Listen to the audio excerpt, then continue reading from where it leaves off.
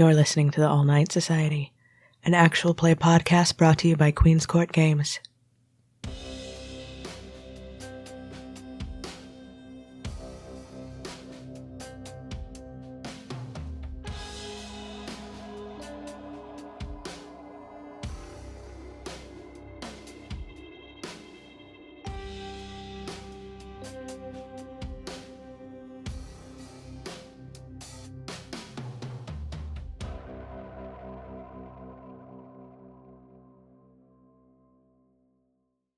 You remember that time you almost hit a buck outside of Asheville? I wouldn't have hit a buck if you wouldn't have been talking my ear off. I don't know what you're talking about, sir. I was just making conversation and we were fine, and then that little fucker came out of nowhere. Yeah, you made conversation, and then you also would have made a pretty terrible rest of the evening for us. Do you know how much it costs to fix this car? No, I don't, but I imagine you're probably about to tell me. Yeah, I sure am. So, if it goes through the windshield, that's an easy $150, $200. Do you have $150, Calamity? So is that like in US dollars, or are we talking like Confederate doubloons, or? It's US dollars or your ass, whichever one. Okay, all right. So maybe I don't have $150 on me. What's the rest of it then? Well, so if one of the points goes through the grill and hits the radiator, or God forbid, it's a real big bastard, and just goes straight through the block, we're not going anywhere. This thing is solid steel, though. Like, it can't punch through to get to the block, can it? Do you want to find out? Not particularly. I don't like the idea of getting an antler to the eyeball. No, everyone has a plan until they take an antler in the eyeball. Just like Grandpappy used to say. The conversation kind of lulls because people giggle a bit, and you see the mile markers going by. You know, state roads, they're small, but it's also old highway. So when you see that sign for the town coming up, it's not like a nice fancy green metal one. It's one of those wood ones with like the Kiwanis Club logo hanging on a chain below it. They raised money on Memorial Day back in 1967, and the Thompson, West Virginia Chamber of Commerce had a hot dog grill out for charity, and they paid a local painter, he an older man, a carpenter, who was on the verge of retiring, and it was like, he needs something to do. Let's get him some money for his house, and then that's how it all came together. Let's get Mac out here, take care of this. Mm-hmm. And there's probably like a stone in front of it with a little plaque that has all the names of like the 5 town aldermen, right? That kind of thing. But coming up on that creates a decision point, right? Shell, you know the destination of this drive, and you have the whole time. But there is something about a road trip when you're going through the desert and you crest the hill. If you're coming from the west, there's just desert, and then you come up over this rise, and then all of a sudden the valley where Vegas is spills out in front of you. And you can finally see what's been causing that gigantic glow on the horizon. It's a shift in mindset when you find that second wind, when the road hypnosis falls and the mood changes. That's when, Calamity, I don't know if you expect that the car is going to continue into town, but it doesn't. For whatever reason, Shell pulls the car over, and just the low idle of that engine so much louder now, and with music probably turned down because we're about to have a conversation moment. So this glorious piece of civilization is where you want to lay down? I mean, it's as good as any other, ain't it? I look over at the rock that has all the aldermen hanging on it. It's like, well, according to the rock, they're at least pretty proud of what they got here. Are you telling me you want to motor it all the way down to fucking Raleigh or Charleston and deal with the fucking city?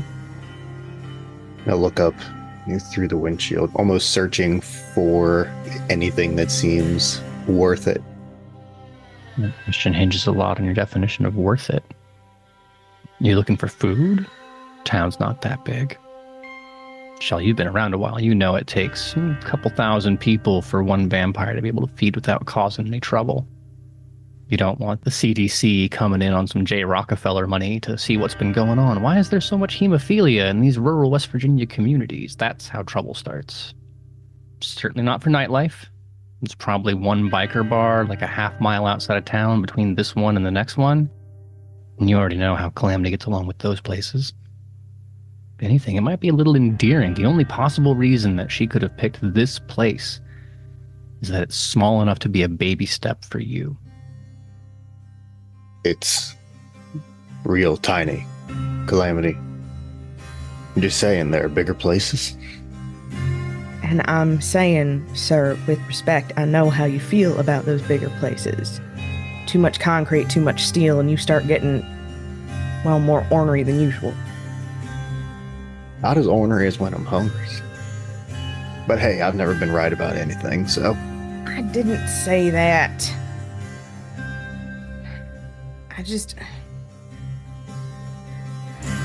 I know the road is supposed to be finite. You drive and you drive and you drive, and eventually you're going to hit the side of a mountain or the shore or a place you can't go over or under or through. And it feels like we've been driving for decades at this point. Ain't you tired? Driving sure as hell beats walking. Or horseback riding or back of a wagon. Go on. Tell me I'm old. You're older than dirt, sir. You know what? Sure. Let's motor on into town. Kind of squint at him because I don't think I've ever known Martin Shell to give up on a fight that quickly, so I am immediately suspicious. What do you put those odds? If he's not doing it because he wants to do it, what motivation do you think is lurking behind those eyes? Storyteller, we all know how the gangrel operate. They don't choose lightly. They are not as bound by aesthetic as the likes of the Toreador. They don't care about might the same way the fucking Blue Bloods do. No, our might is pure physical stubbornness. So, as far as I know, the only sumbitch who's more stubborn than me is the bastard sitting next to me in this fucking car. So this is gonna be fun. That at least remains to be seen. So Martin Shaw reaches down to his right, fingers wrapping around the pristine stock shifter knob. Every single piece of this car is original, and the engine roars back to life. It's not a long drive into town, because there's not a lot of town. Quarter mile later, you're at the beginning of the main drag. It's just two streets, one east-west, one north-south, crossing together, and you can just see in the bones of this place that once upon a time it was where the two roads, the two valleys came together and just happened to be the place where people ran into one another. And what once was marked by a single signpost, and then a little traveling house, and on it went until now you have a quaint little chunk of Americana. But it is also a victim of time. Appalachia on a whole is a victim of a new economy. And what was always a poorer part of the United States has only gotten poorer still as the mines shutter and the trains stop rolling and the young people flee for greener pastures in other cities. So you see that cute antique shop boarded up, and without even looking at the owners, you can tell who they are. A pair of elderly, white-haired, sweet little people. Anything you need, from a cup of sugar to a tow out of town, they'd be there for you in a heartbeat. And right next to it, the church. 3 different times you can come to worship under that Boy Scout meetings every Tuesday. It's that kind of town. But you know in your heart of hearts that the congregation's getting older and older. And we in our modern eyes can see what this town will be like in 20 or 30 years. But for now, for better or worse, it clings to life. And now, for better or for worse, Calamity intends to call it home. I will say this. There's still a McDonald's. Can't be that uncivilized. Not that it'll do us any good. But neither Shell nor Calamity are a city gangrel by any means, and to the extent that this counts as a city, it would not do well to plant your flag directly in the town square. I'd like to give Calamity the benefit of the doubt and say that you've chosen somewhere, or that you have a plan.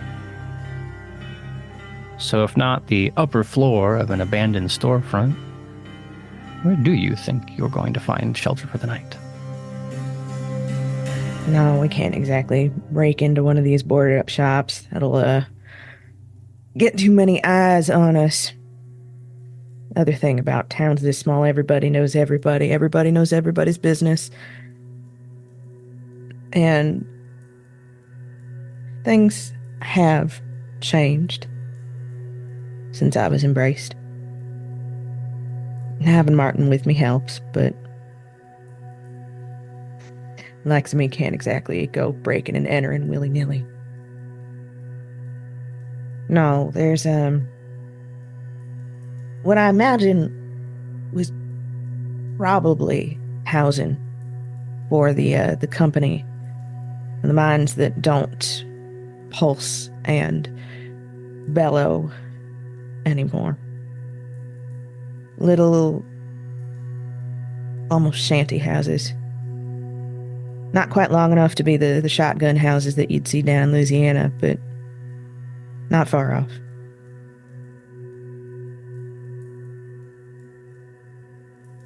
There's just something about these kind of towns, where if you know where the town center is and you know how geography works, you can roll uphill, and you'll eventually find what you're looking for. And these towns were built by a mechanical mind, concerned only with putting people in mines and then coal on trains. So you can follow the ridge of the land, coming off that state highway onto county roads.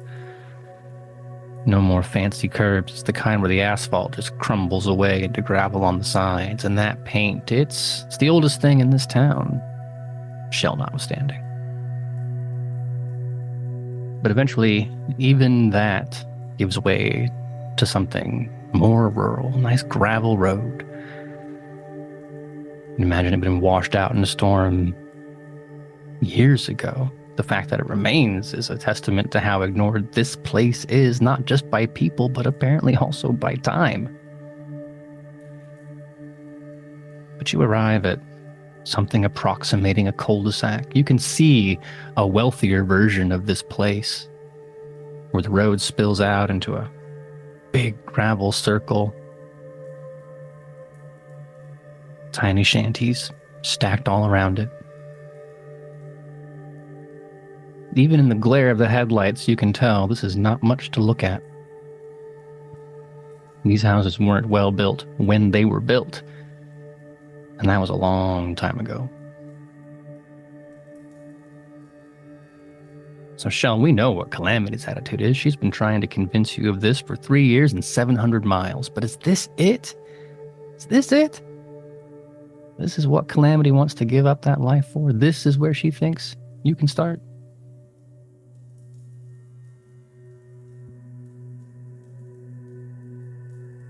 I think this is a grade A shithole. These are company houses built for company men, and the companies nor the men are around anymore. I don't imagine these houses are going to stand much longer than that, but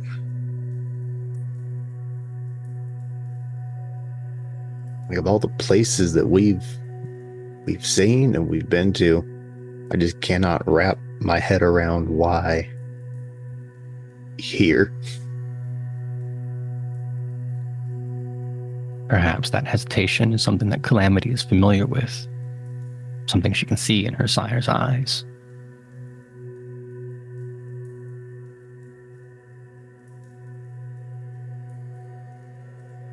I know it's nothing. Less than nothing.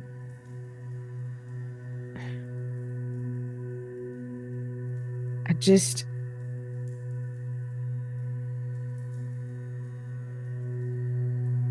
asphalt and highway and backcountry and asphalt and highway and backcountry. And maybe the mountains and maybe the ocean and the occasional city that, may I remind you, you still fucking hate. What's bad about starting smaller? Ain't you tired of moving? Ain't you tired of running? No. I mean, the moving and the running, it's what we do, right? It's why we don't go to the cities. We aren't beholden to any of the more intricate hierarchies. But shit, I look around at this ramshackle cul-de-sac. There certainly ain't none of that out here. Yeah. Why do you think we're here and not driving into fucking Charleston? We can still go where we're called. If the prince or the baron or who the fuck ever's got a problem with the Garou edging in, I'm not asking you to sell the fucking car, sir. I'd give my left leg before I sell this car. And I'll reach over to the ignition and kill the engine as the rumble from the car just slowly dies, as those old big blocks do. The engine winding down much in the way that Shell's resistance has. Not quickly, and not without letting you know. We hear the metallic whine of old hinges as the door swings open, and boots on gravel. Up above you, wide open sky, stars the kind that city folk don't get to see. And then laid out around you, housing that would give our urban friends a much keener appreciation for the phrase cat on a hot tin roof. Because these are corrugated walls scrapped together from the cheapest material that was closest at hand. Wooden doors, mismatched. Some windows blown out if they were ever there in the first place. The dregs of curtains swinging in the breeze. But it's not entirely abandoned. You open the door, and inside you see someone has tried to make this place a home in the way that only working people know. Those small, cheap vestiges of ownership. The small baubles that say, "This is mine." There's a dresser, wobbly, uneven, stitched together from scrap wood. And if you were to open the top drawer, you'd find that family Bible. The one passed down generation to generation, leather, dry and cracked and faded. There's an old stove, that pot-belly kind of thing that'd come to life in a Disney movie, but here it's been dead for decades. On the stovetop, cast iron pan, another heirloom, an object of pride. And if you let your mind wander back in time, you can see a proud father seasoning the hell out of that thing because it was what he owned and he was going to take care of it. And now this place is what you own. You have inherited the mantle. I look around and see the just entire building made of scrap wood and hand-me-down tin. Cal, you see that spot back there where like a back door used to be? Yes, sir. Yeah, we're gonna want to probably do something about that. Yeah, no, I figure since we just got here for now, it'll be tarp and duct tape, but we can gather the bits we need, reinforce the door, reinforce the windows, actually, well, get windows, first and foremost. And I sort of walk further into this one room shanty and do a slow turn. Just, I see the place for what it is. I see the cobwebs and the half-inch of dust. And God, it still smells like coal dust. That smell ain't never gonna go away. No. Well, dawn is fast approaching, as it always does. Strange how time flies once the early evening gives way to late evening. And for people who are immortal, you always seem to be in a hurry. So it's a quick trip to the trunk to retrieve your day bag. All the home improvement supplies, phrase in massive finger quotes. Kind of bag that would make a police officer nervous if they opened the trunk. Who needs a tarp and body bags and duct tape? Oh, but you are murderers in your own right. So the walls get patched and the ceiling gets covered. Everything taped down once, twice, 3 times. And when all the work is done, someone has to get the flashlight out, stand on one side, making sure not a single beam of light cuts through. But time weighs heavy on this building, and soon time weighs heavy on you.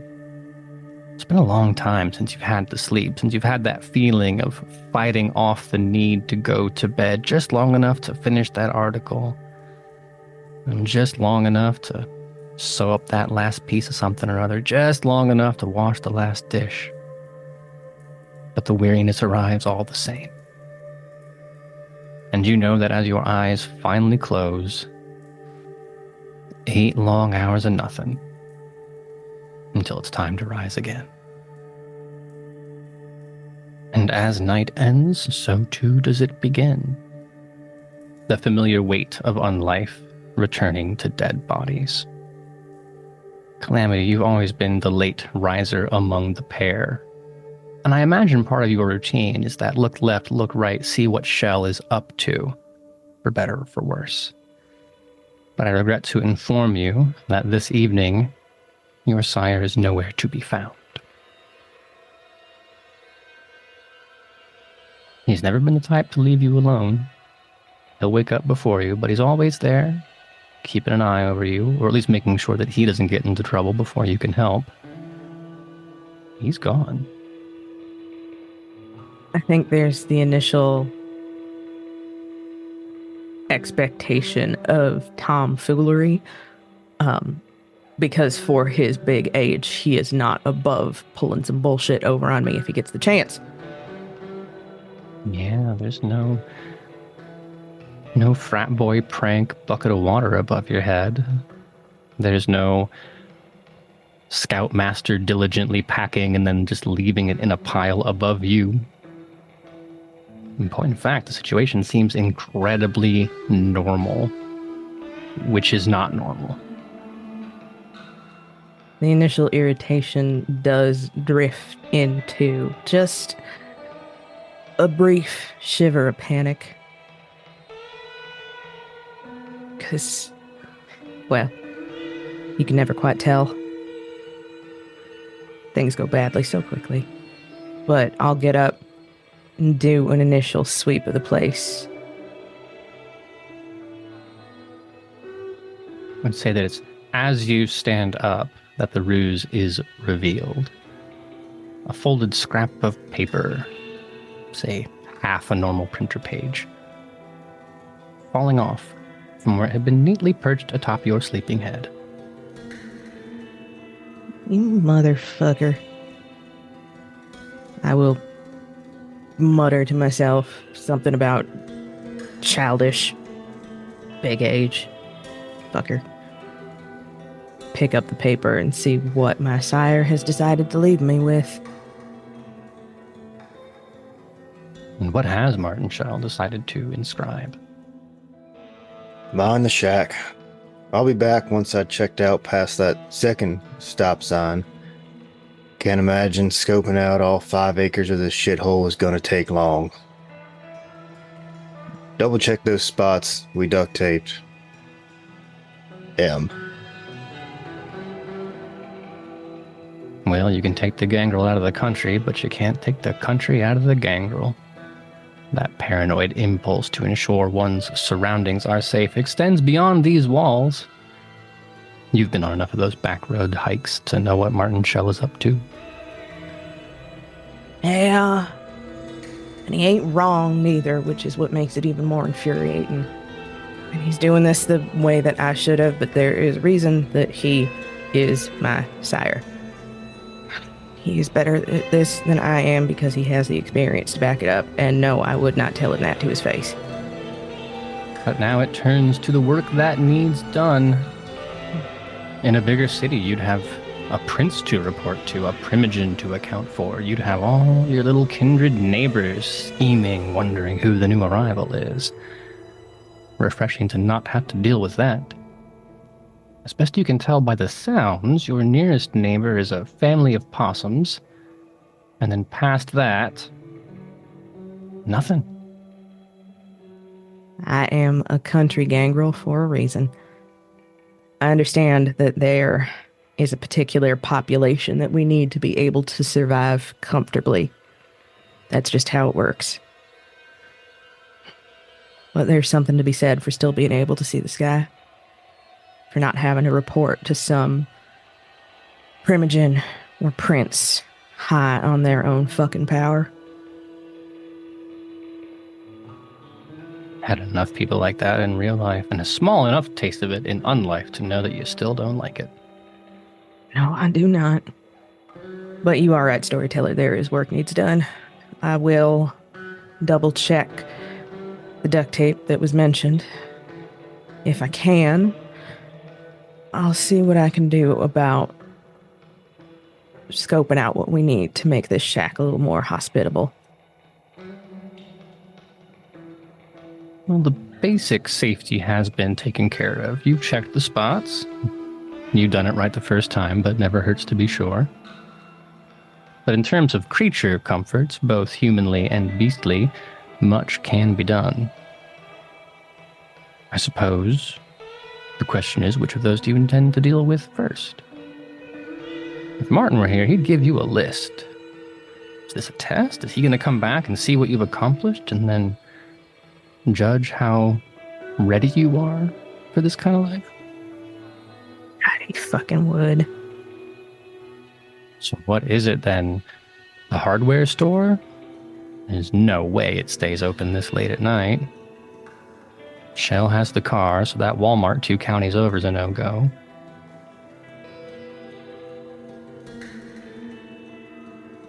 Well, first and foremost, one thing we always need, no matter what, is to make sure the beast is satisfied.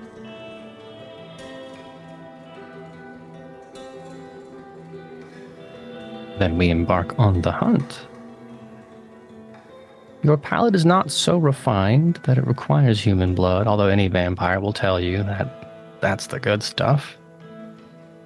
If you were a city gangrel, you would know the faces that Ventrue and Toreador make when they find out you've been sucking on rats or dogs or God only knows what other urban filth comes around. It's undignified, Calamity.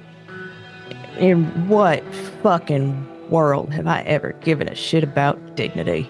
That is a word reserved for people who care about what the others will think. Am I to take that to mean that we're heading out into the forest instead of into the town? For now. In that case, this hunt will be a test of wits and survival.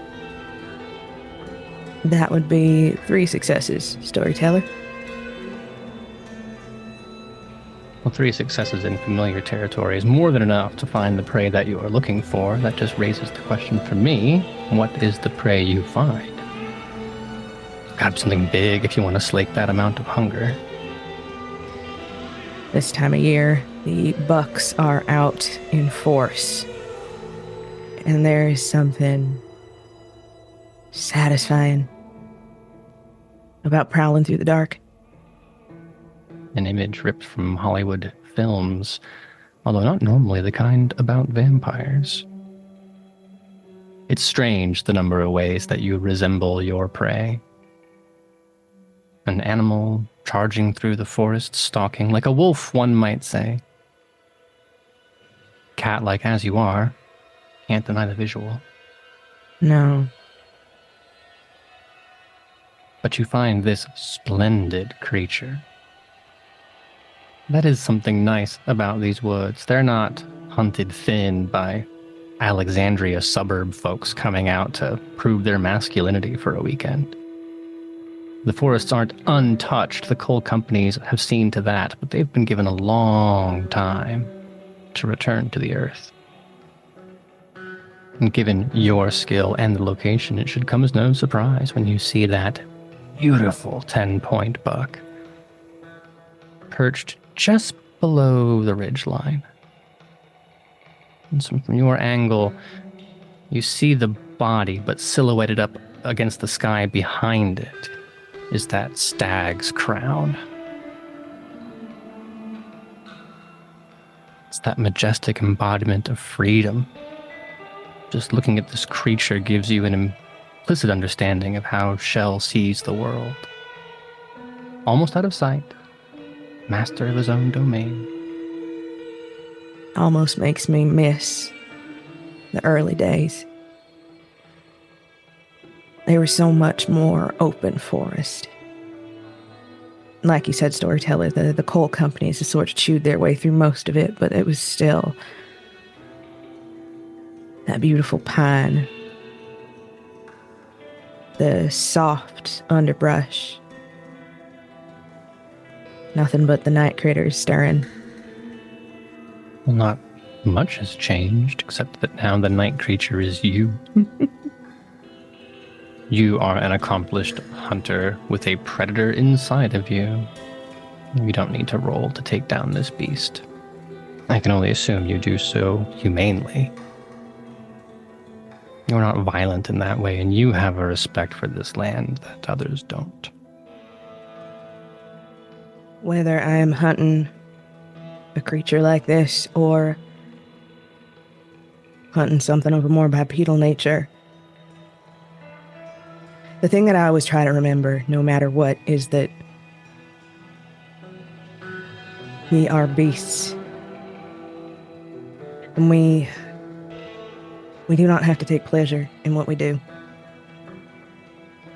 I do not take pleasure in killing. But if I do not survive.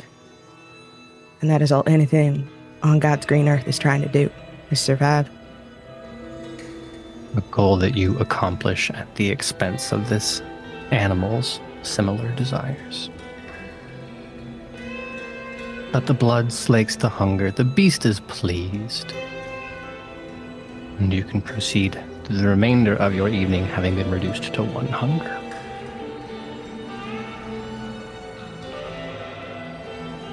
The thing about hunting, though, I'm a city boy, but I do know this much, it takes time. Are we heading back to the shack before we get on with our night? Yeah. If I want to do any sort of shopping, I'll have to get up and do it quicker. If I'm going to be hoofing it.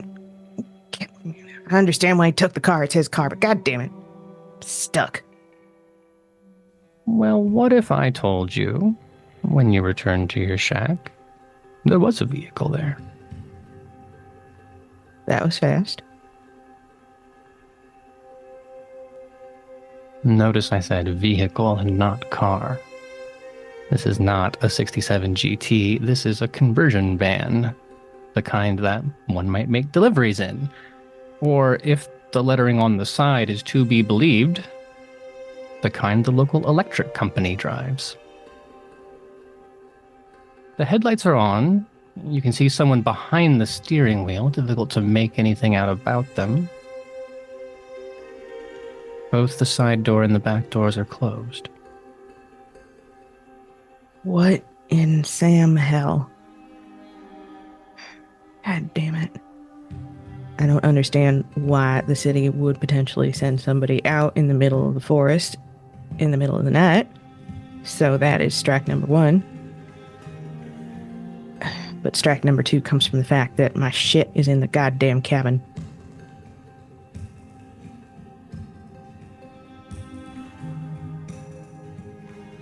I'll give you the benefit of the doubt and say that you wouldn't go hunting unarmed. So a pistol or a long gun would not be out of the question, but anything more than that. You left your werewolf hunting kit either in the house or in the trunk of the car. Yeah, no, it's definitely in the trunk of the goddamn car. What's the move then? I have no idea how long they're going to be here or what exactly they're trying to get up to. Problem being that if they decide to stake out until morning, I am in trouble. What are the odds? What possible business could the power company have that will take until morning? Fair enough. I suppose it wouldn't hurt to take a look at one of the other close by shacks. Somebody's got to have a storm cellar. At the very least, it'll be light tight. That requires a roll, and I believe that roll is dexterity and stealth. Apparently, I am not as stealthy as I thought I was, because that is 2 successes. 2 successes is not ideal, but not entirely bad. It's not a matter of stepping on a twig. It's not a matter of blundering your way into a room that's already occupied. The plain truth of the matter is, it's difficult to be sneaky when you have so few places to hide, and as we've established, not many doors or windows for cover. We'll say that you notice them a hair before they notice you. Time enough for one action, your choice, depending on how the rest of this plays out, but you will be noticed no matter what that action is. You see a white woman, medium height, and she's wearing utility coveralls. The thing that's going to cause you the most concern, I believe, is that the logo on the coveralls does not match the logo on the van. And as far as you know, a crossbow is not part of the standard issue utilityman kit. You see the beam of the flashlight cutting up from one of the storm cellars you intended to investigate as it crosses the room from right to left. That is when it spots your face. You can see in this frozen moment of time, the shout rising up in her chest. We can freeze this camera frame. You can see the bob of her throat as she draws in that breath. What do you do? I'm going to sprint towards her, and I'm going to knock her out, and then I'm going to keep running. Hard to say what she would have yelled. She only makes the "I've" before the "Gah" as the full weight of a Calamity collides with her diaphragm. Despite her size, she's got more mass than you might have expected. There's muscle underneath that outfit, but you barrel through her all the same. Where are we going? Into the woods.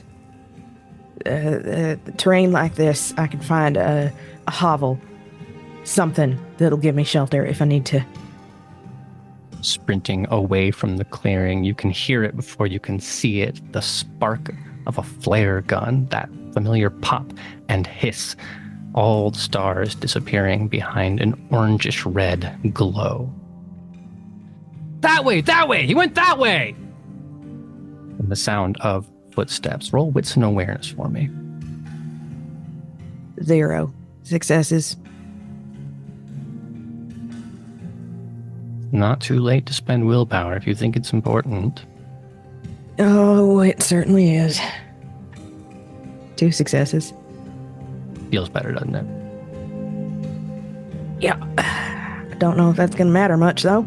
On 2 successes, I will give you a choice, left or right. Left. You see another flashlight dead ahead of you, probably 15 yards. Trees are getting thicker, so it doesn't spot you immediately, but you know you can't go forward. You wheel to the left. He sees you. It's just a stroke of fate, one of the weird tricks of geography that you spill out from the thick trees into a smaller cosp. Perhaps there used to be a shack here. Nature hasn't entirely reclaimed this space. If you had the time to investigate, you might be able to see the rubble of something that used to be the stone on the ground that's preventing the vines and the seeds from taking root. But you make that turn and you are in the open. 2 things happen. 1, you see this gentleman, because it is a gentleman older than the woman you smashed into, probably by 25 or 30 years. He has a weathered face, a mountain man kind of face. And because you will remember this face for the remainder of your life, no matter how long that happens to be, I can tell you that that frozen image, you can see it's not the weathery crag of someone who spent too much time in the wind, but scars that are familiar to someone with your kinds of claws. You'll see the surprise on his face. Curious arch of the brow from behind the sights on the weapon he is carrying.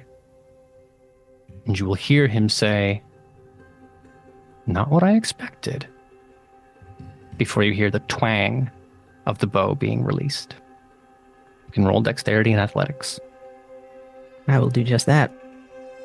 That is 4 with a critical. Don't know if Calamity's ever played football, but the footwork is like that perfect cut. You can see the free safety coming, and then on a dime, you are to the right. There's no need to wait and see any of the details that are going to play out. You know danger is danger is danger. And if you ever took the time to look behind you, you won't. You're running. But you can hear that heightened gangrel sense, the snap of tree bark being shattered as a thick steel bolt penetrates. We still running? Of course I'm still fucking running.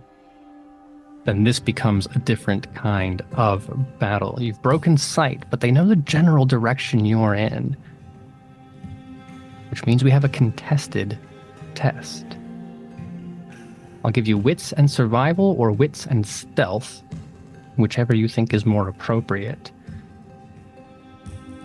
Storyteller, I think I'm going to call it wits and survival because I can run along the ground until kingdom come, but humans occasionally forget to look up. 3 successes. Well, now you're not the only one who is lucky. You are correct. Humans occasionally forget to look up. There's something about these humans, I wonder what it could be, that makes them slightly more aware of how predators might predate. It's not a flashlight that finds you. Your heart rate, were it beating, would just be at the point where it starts to come off that cliff, where it's been quiet just long enough. You haven't seen flashlights, you haven't heard voices, maybe you have gotten away. And then you feel that sting, that piercing, tearing sting. You've been shot. As you look down, you can see that fashioned steel, feathers sticking off the end. And based on their roll and the weapon, we will call that 3 superficial damage. That's after you've halved it. Hunters. Fuck me. I can never tell if the body just remembers no matter what. This hurts a lot more than I remember it, though. It appears they know how to hunt what you are. I'm not going to say you can't keep running, but one has to wonder the wisdom. You want to fight? Fine. I'll give him a fucking fight. Leaping down from the tree, we're done pretending to be human. There is something incredibly animalistic in the way that you jump from perch to ground. There's no pain to worry about. You don't limp. The things that animate your body are beyond the reach of sensation. They have been closing in. You can see 2 flashlights. One of them may or may not belong to the person who had shot you. The woman is back on her feet. You see her again with utility coveralls. It's a different man this time, not the first one who missed, a second. He's dressed like a hiker, the kind of person you would stumble into on the Appalachian Trail. He is not carrying a crossbow. That appears to be a Remington, a 12-gauge Remington. That is a nice gun. I might take it off of his dead body. I have the opportunity. It's close quarters in the forest, sightlines being what they are. Is he still coming straight at me, Storyteller? I wouldn't say he's charging into melee distance, but he is definitely closing. You get the distinct impression of a snare being set and the rope being pulled in. Well, I suppose I have been acting like prey. It's time to turn the hunters into the hunted. I would like to activate my feral weapons, and I'm going to charge him. Distance is no problem. So that would be strength and brawl. And you know what, Storyteller? These motherfuckers came in and ruined a perfectly good night because they had to be nosy. I would like to activate lethal body while I'm at it, so they know exactly what the fuck they're dealing with. For a few seconds anyway. For a few seconds. That is 5 successes. Excellent. More than enough to overpower. You see him leveling the shotgun tight against his shoulder. He's fast, you're faster. Underneath the plane of the weapon, raising up with your arm, the trigger pulls. The sky turns to day that has not been loaded with buckshot. There is a cone of fire that erupts from the barrel of this weapon high into the sky above you. You hear him grunt with that strength against strength test, but you've beaten him by 3 successes. So with your claws ready to do whatever pleases you with this man's arm, what happens next? I told you I was going to take that gun. It does spin off into the underbrush. I can grab it later. But he's not going to be using that arm anytime soon. Buy one gun, get one arm free. The thing about those claws, they are razor sharp. Those are talons, and you can feel as you pass through skin, as you pass through fat, as you pass through muscle, as you get to bone. And the scream he lets out pleases the deepest, darkest parts of you. However, I did say the F word just a little bit ago, so will you roll frenzy check for me? 0 successes. That is primal panic. You can hunt any prey you choose, and you've dispatched more than your fair share of interlopers. You've tackled Sabbat vampires, you've tackled werewolves. How dare this human decide that he is worthy of entering into solo combat with you? But there is something primal about fire. There's a reason the gods punished us so hard for stealing it. And it's that level of basic kindling in the eyes of a distant human ancestor that you feel. The fear of this thing that is not understood and refuses to be constrained. In another universe, Calamity, you might have charged through with the rest of your attack, wrench the one arm off, make sure he's down. He doesn't need a throat, he doesn't need lungs, he doesn't need a heart. Those things are wasted upon the insolent. But that red eruption is enough to cause hesitation. And as Shell has no doubt told you 1,000 times, hesitation is dangerous. Any other vampire in this situation, having seen the fire, would run. However, any other vampire would probably not be facing the affliction that you currently are. Because while you were entangled with this man and his arm and his firearm, the woman had escaped your eyesight. You know where she is now, because you can feel the wooden stake piercing through your back and into your heart. And then there is no fear. There is no anything. Storyteller, can I hear what's going on? All the senses are alive. You can see, you can hear. You just can't move. To that end, you can hear the man screaming. You can see the woman as she makes a slow circuit around you. There's something not entirely sure about her. You can recognize that in her face. That's an experience. That's uncertainty. That's fear.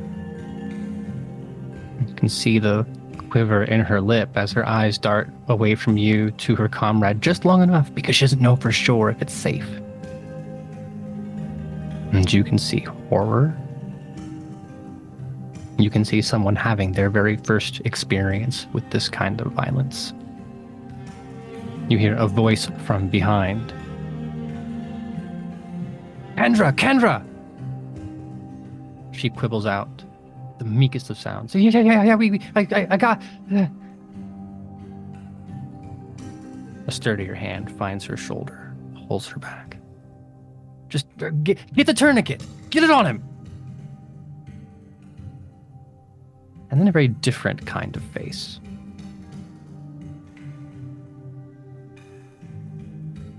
The man is wearing a black turtleneck underneath a black duster jacket. If you could smirk, you would appreciate the cliche. But despite his choice in fashion, there is something deadly serious about this man. He is not sizing you up as something that is not understood. He is sizing you up because he knows exactly what you are. Well, you're not Martin Shell, but maybe you'll do. He whistles and more bodies appear. In the next few minutes, you will be secured with chains, thick chains, the kind you use to strap things down to the back of semi-trucks, and hauled like lumber into one of the buildings. And we've got the rest of your life to hear what happens next. But that's a story for another night. You've been listening to the All Night Society, an actual play podcast brought to you by Queen's Court Games. If you've enjoyed your stay, consider supporting us on Patreon for access to exclusive art, audio, and private fan-only games. For more content, follow us on Facebook, Instagram, or TikTok at Queen's Court Games, or on Twitter at Queen's Court RPG.